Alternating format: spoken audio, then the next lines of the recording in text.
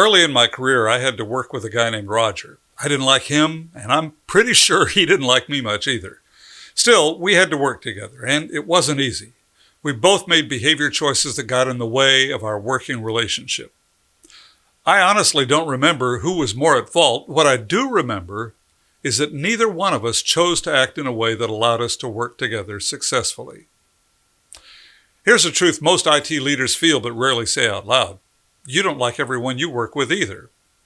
If you're an IT manager, supervisor, or MSP owner, that's normal. You work with smart, opinionated, high-pressure professionals. Some are blunt, some are defensive, some communicate poorly under stress, some are simply exhausting to be around. I genuinely like people. I built my career around helping IT professionals work better with others. I wrote the Compassionate Geek book because I believe people skills matter just as much as technical skills. So yes, I like people, most people.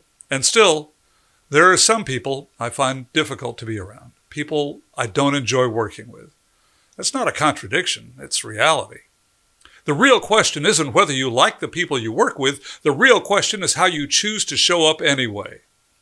More details on that in a moment. Technical skills solve problems, but people skills build careers. Compassionate Geek online on-demand training empowers IT teams to be easy to work with and create positive customer experiences.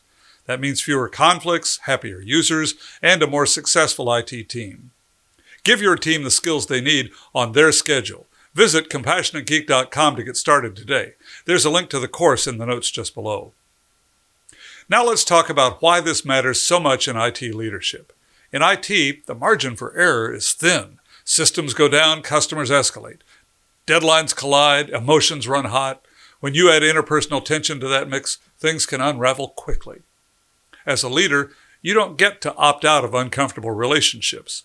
Your role requires collaboration, decision-making, and communication, even with people who irritate you or challenge you. Avoidance might feel tempting, but it creates long-term problems. Resentment grows, miscommunication increases, stress multiplies. Learning to work with people you don't like is not optional if you want to lead well. It's part of the job. Here's a mindset shift that helps immediately. You are not responsible for your initial emotional reaction. You are responsible for your behavior. Your emotional reaction is internal. Your behavioral choices are external. That's what the other person experiences. You might feel annoyed when someone talks over you. I certainly do. You might feel frustrated when a coworker resists change. You might feel drained by someone who always finds problems instead of solutions. That wears me out too. Those feelings are information. They are not instructions. Leadership means choosing your response instead of reacting on autopilot. I work hard to stay aware of how my words and actions affect others. That awareness gives me space to be intentional. Instead of snapping back or shutting down, I can choose words and actions that move the situation toward a positive outcome for everyone involved. I'll be honest, I'm still working on this. That's not being fake, that's being professional. Here's another trap I see leaders fall into. They think they're managing friendships. You're not. You're managing outcomes. You don't need chemistry with everyone. You need clarity. You don't need shared personalities. You need shared expectations. When leaders chase likability instead of effectiveness, they avoid hard conversations. When leaders focus on outcomes, they address issues early and calmly. Respect matters more than warmth. Consistency matters more than charm. Your team doesn't need you to be friends with everyone. They need you to be fair, clear, and steady. They need you to ask good questions. This is where the 5 principles of IT customer service really come into play. And here's the key insight. They apply internally just as much as they do externally with customers. Technical competence means knowing your facts before you push back. Nothing escalates conflict faster than being confidently wrong. Compassion means recognizing that difficult behavior often comes from pressure, fear, or past experiences. That doesn't excuse bad behavior, but it helps you respond without hostility. Empathy means trying to understand how the other person sees the situation. You can understand without agreeing. Good listening skills mean letting someone finish, asking clarifying questions, and resisting the urge to interrupt or dominate the conversation. And treating others with dignity and respect means no sarcasm, no eye-rolling, and no private trash talk that eventually leaks into public spaces. These aren't soft ideas, they're leadership tools.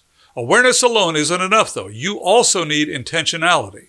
Before you speak, ask yourself what outcome you want. Before you send that message, ask yourself how it might land.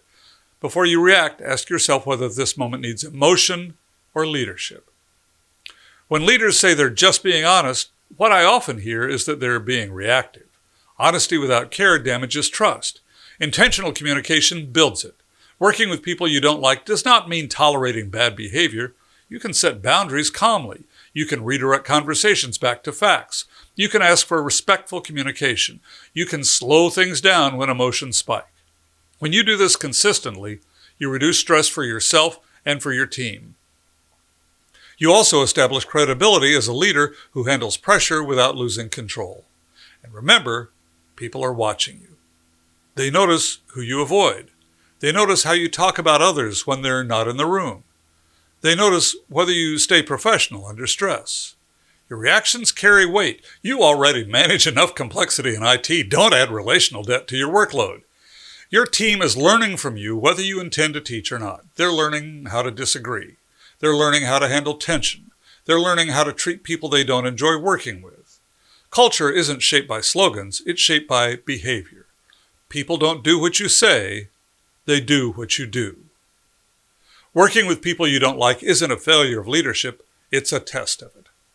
Be sure to press the thumbs up button and subscribe to this channel. Want more? You'll find tips and training on IT customer service, teamwork, and leadership at CompassionateGeek.com.